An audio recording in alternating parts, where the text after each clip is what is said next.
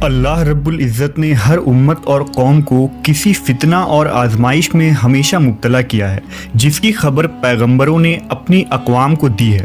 امت محمدیہ کے لیے ایک بڑی آزمائش وحشی اور درندہ صفت قوم کے خروج کی شکل میں لکھ دی گئی ہے، جس کے وقوع پذیر ہونے میں کوئی شک نہیں۔ آخری نبی محمد صلی اللہ علیہ وسلم نے احادیث مبارکہ میں اس فتنے کی خبر نہایت ہی وضاحت کے ساتھ دی ہے۔ اس وحشی قوم کا نام یاجوج ماجوج ہے۔ یہ وہ قوم ہے جس کی پیشن گوئی نہ صرف نبی صلی اللہ علیہ وسلم نے کی، بلکہ توریت و انجیل میں بھی اس قوم کا ذکر ملتا ہے، جسے گوگ اینڈ میگوگ کہا گیا ہے۔ دراصل یاجوج ماجوج حضرت نوح علیہ السلام کے تیسرے بیٹے یافس کی اولاد میں سے ہیں۔ یہ لوگ شمالی مشرقی ایشیا میں زندگی بسر کیا کرتے تھے اور اپنے ارد گرد کے علاقوں پر ہمیشہ وحشیانہ حملہ کیا کرتے تھے۔ ان کی آبادی چین سے مغرب میں ترکستان تک پھیلی ہوئی تھی۔ روایتوں میں آتا ہے کہ یاجوج ماجوج بنی آدم میں سے ہیں، اور اگر انہیں پوری دنیا میں چھوڑ دیا جائے تو تباہی مچا دیں گے اور لوگوں کی معیشت تباہ کر ڈالیں گے۔ ان میں سے ہر کوئی آدمی اس وقت تک نہیں مرتا جب تک اپنی 1000 یا اس سے زیادہ اولاد نہ دیکھ لے۔ ان کے چہرے تہ بتہ ڈھال کی طرح ہیں۔ یہ لوگ لمبے قد کاٹ کے ہیں، جو صنوبر کے درخت کے مانند ہے۔ ان میں سب سے لمبا شخص 3 بالش تک کا ہوتا ہے۔ یہ جس جاندار کے پاس سے گزرتے ہیں انہیں کھا جاتے ہیں۔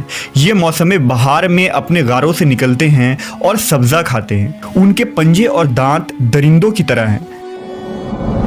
ہزاروں سال قبل اس روئے زمین پر اللہ کے ایک نیک بندے کی حکومت تھی، جنہیں ذوالقرنین کے نام سے جانا جاتا ہے۔ اللہ رب العزت نے ذوالقرنین کو زمین کے ایک بڑے حصے پر بادشاہت عطا فرمائی تھی۔ آپ نے مشرق و مغرب کا سفر بھی کیا تھا۔ مورخین کے مطابق ذوالقرنین کے نام سے قرآن مجید میں جس شخص کا ذکر آیا ہے، دراصل وہ ایران کا عظیم بادشاہ خورس تھا، جسے سائرس اعظم بھی کہا جاتا ہے۔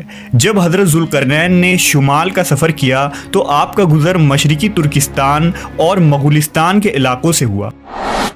یہ علاقہ 2 عظیم پہاڑوں کے بیچ آباد تھا، اور پہاڑ کے اس پار یاجوج ماجوج رہا کرتے تھے۔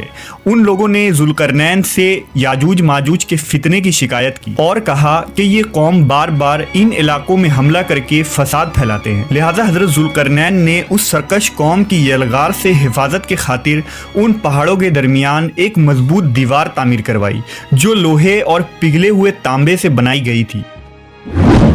تعمیر مکمل ہونے کے بعد آپ نے اللہ کا شکر ادا کیا اور لوگوں کو آگاہ کیا کہ یہ دیوار وقتی طور پر اس قوم سے حفاظت کرے گی، لیکن ہر چیز فنا ہو کر رہتی ہے، لہٰذا ایک دن یہ دیوار بھی ٹوٹ جائے گی اور یاجوج ماجوج ان علاقوں سے نکل کر تمام زمین پر پھیل جائیں گے۔